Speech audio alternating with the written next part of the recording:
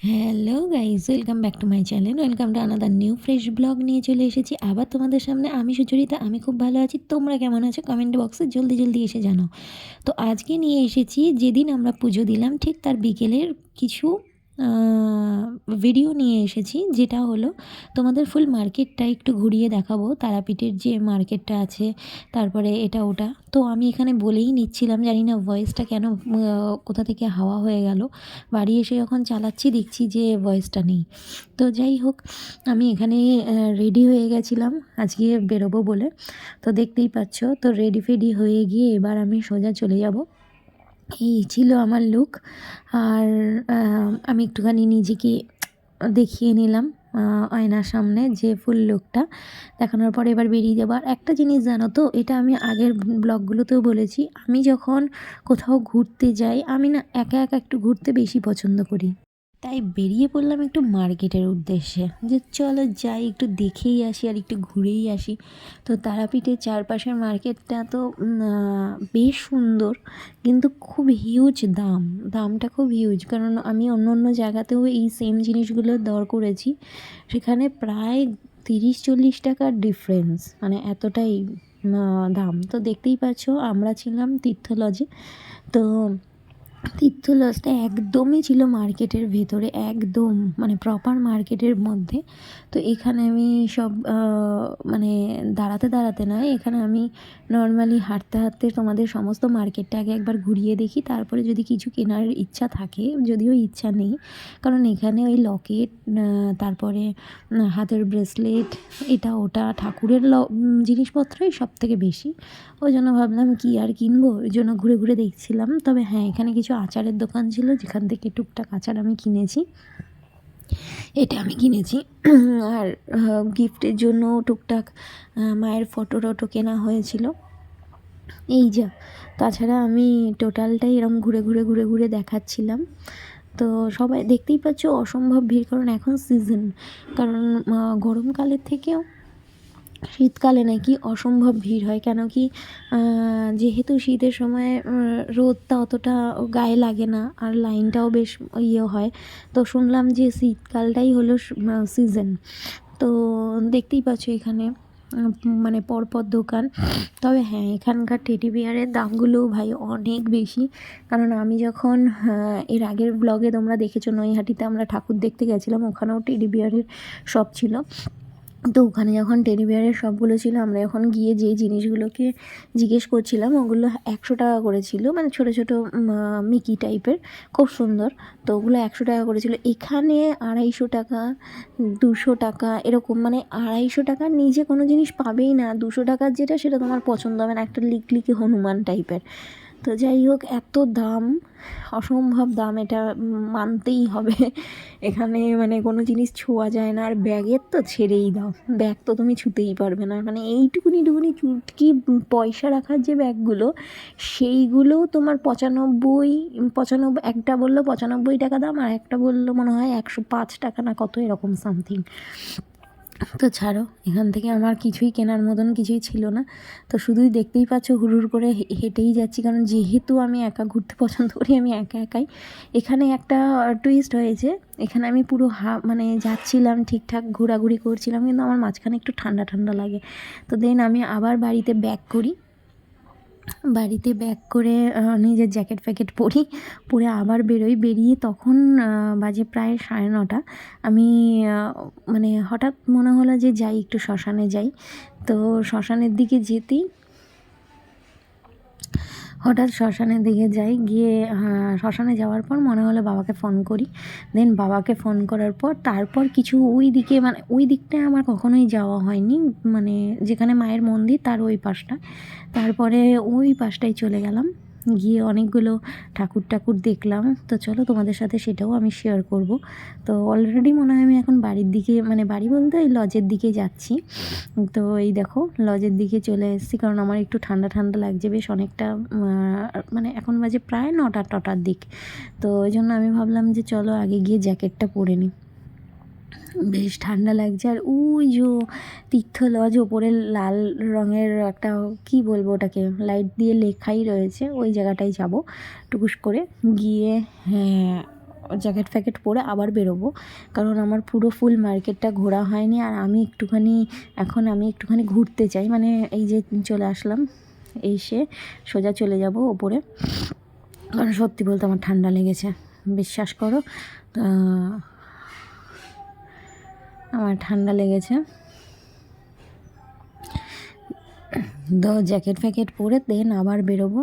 বেরিয়ে ফার্স্ট আমি মহাশ্মশানে চলে গেছিলাম। মানে ওখানে ওরকম কোনো ব্যাপার নেই, জাস্ট গেছিলাম, গিয়ে একটু দাঁড়ালাম। দাঁড়ানোর পর বাবাকে ফোন করলাম, অনেকটা রাত হয়েছে বলে। প্রথমে ভাইকে ফোন করেছিলাম, তারপর বাবাকে ফোন করলাম, সবাই একে একে মিট করলাম। করে তারপরে দেখো এখানে চলে আসলাম বাবাকে নিয়ে। এই যে বাবাকে নিয়ে আবার জ্যাকেট ফ্যাকেট পরে চলে আসলাম বামা মন্দিরে, বামদেবের মন্দির। তো দেখতেই পাচ্ছি এই ছিল বামদেবের মন্দির, তো খুবই সুন্দর। আর এখানে আমি এই যে জ্যাকেট পরে চলে এসে আবার একটু ফটো নিয়ে নিচ্ছি।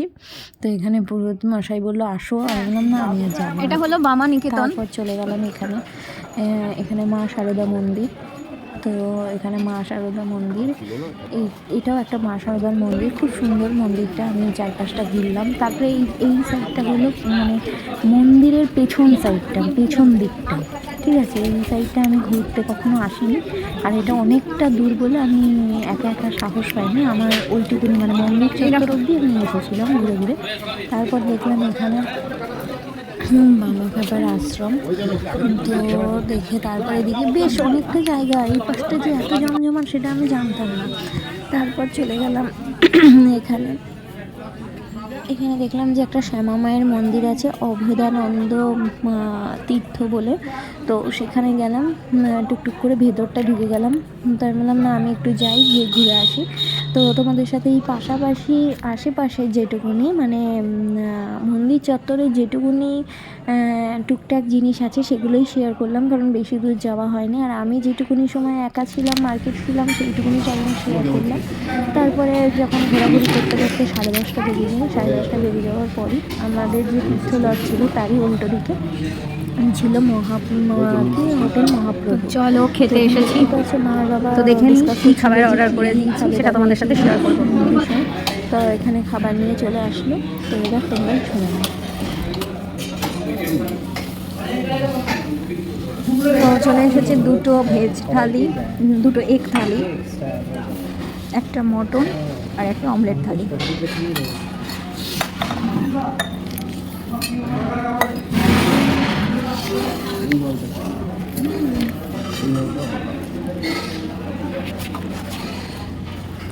কাল ধুতে এরকমই ছিল।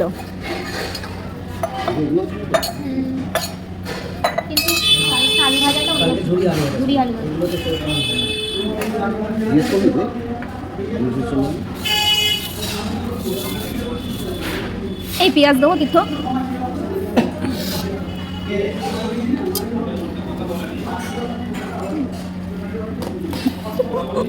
হিসাব হয়ে গেছে। জিজ্ঞেস কর পরে আবার লাগবে না।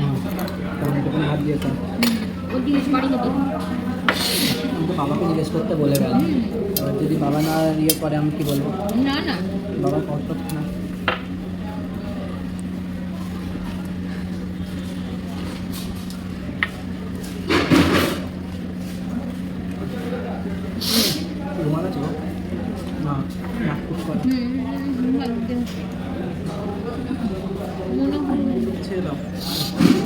টিস্যু নে না, টিস্যু।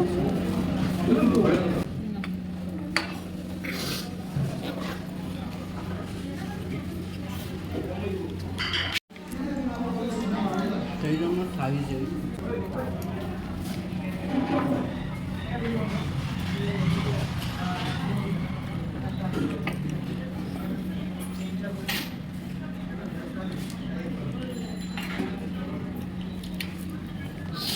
সবসময় এরকমই হয়, আমরা বেশিরভাগই এগ থালি নিতে বেশি পছন্দ করি, কারণ বাইরে মাংস বা মাছ খেতে আমার খুব একটা পছন্দ নয়, ইভেন আমার মারও না।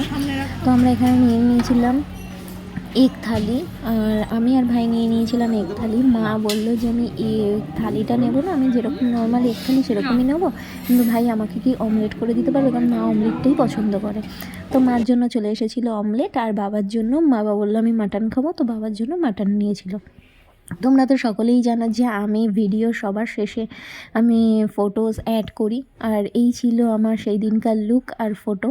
কিছু ফটো তোমাদেরকে দেখিয়ে দিলাম। এই দিন কিন্তু মা বেরিয়েছিল না, মানে পুরো বিকেল, যেহেতু খুব জার্নি হয়েছে প্লাস সারাদিন না খেয়ে থাকা, তো দেন এরকম অবস্থায় মা বলছে আমি আর বেরোবো না আজকে, তোরা যা যেখানে পারিস যা ঘুরে আইগে। তো মা পুরোই রুমে ছিল, যখন খেতে যাব তার আগ দিয়ে আমি ডাক দিই, ফোন করি যে চলে আসো, তখন এসে মা খেতে যায় আমাদের সাথে। আর এই ছিল আমার ওই দিনের বিকেলের লুক।